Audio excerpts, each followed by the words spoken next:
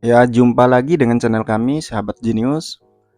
Jadi pada video ini kami akan menjelaskan cara membuat CV yang menarik. Jadi CV atau kurikulum vitae bisa dikatakan sebagai senjata pertama dalam berburu pekerjaan. Banyak pelamar pekerjaan yang diterima oleh perusahaan dengan menggunakan CV yang kami jelaskan di video ini, teman-teman. Jadi yang pertama, teman-teman tulis nama lengkap dan gelar serta posisi yang ingin kita lamar. Misalnya dalam kesempatan ini, yang pertama teman-teman tulis nama lengkap dan gelar serta posisi yang ingin kita lamar.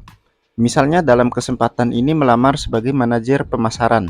Setelah itu teman-teman deskripsikan secara singkat posisi yang kita lamar yang berkaitan dengan strategi atau perencanaan kita pada posisi yang hendak kita lamar, agar terkesan kita sangat bersungguh-sungguh dalam bekerja pada perusahaan tersebut. Misalnya memasarkan suatu produk memerlukan cara yang tepat.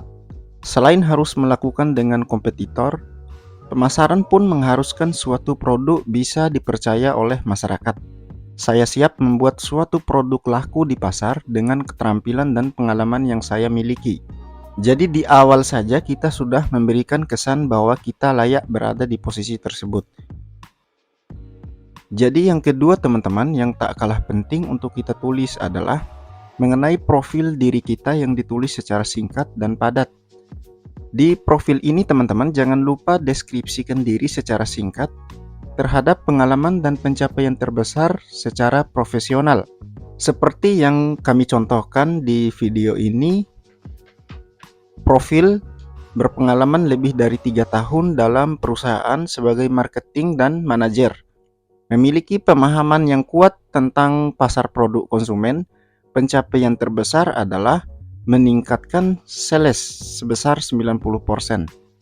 Kemudian yang ketiga adalah jangan lupa mencantumkan alamat, nomor kontak yang dapat dihubungi, email, serta website yang teman-teman punya seperti jadi di alamatnya Kota Semarang, Jawa Tengah, nomor HP yang dapat dihubungi 085230388377, email ruanggenius@gmail.com, dan website ruanggenius.com.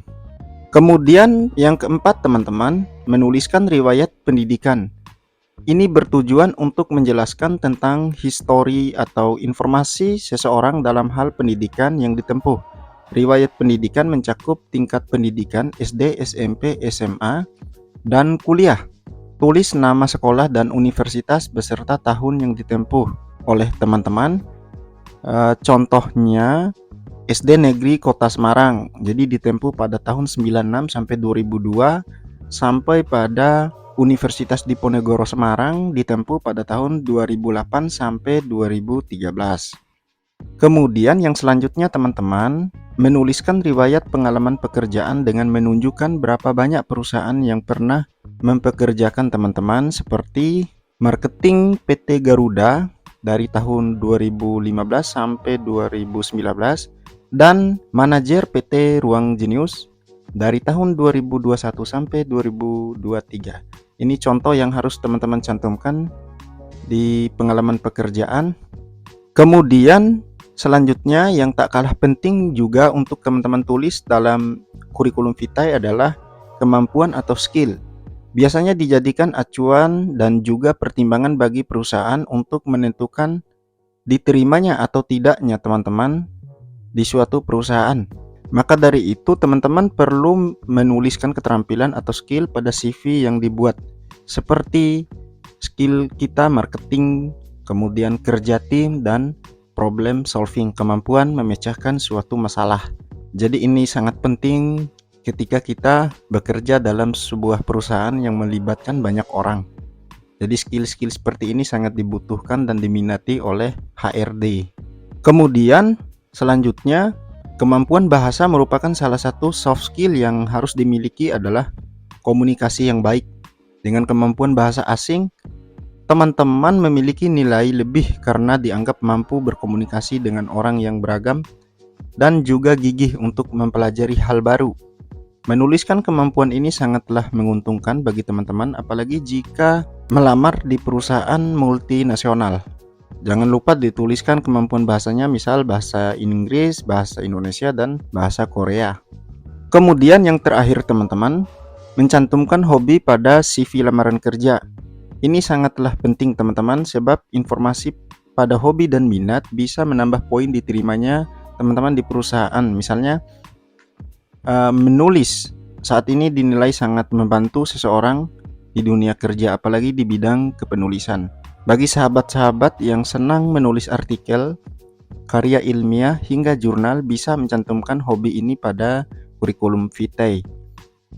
Kemudian teman-teman tunjukkan sisi kreatif yang dimiliki dengan mencantumkan hobi fotografi pada CV. Teman-teman juga dapat mencantumkan hobi editing sebagai pelengkap. Kemudian orang yang senang mendengarkan musik dianggap orang yang fokus, disiplin, dan tekun. Hobi mendengarkan musik turut berpengaruh pada rasa fokus, tingkat kecemasan, suasana hati, memori, serta mental.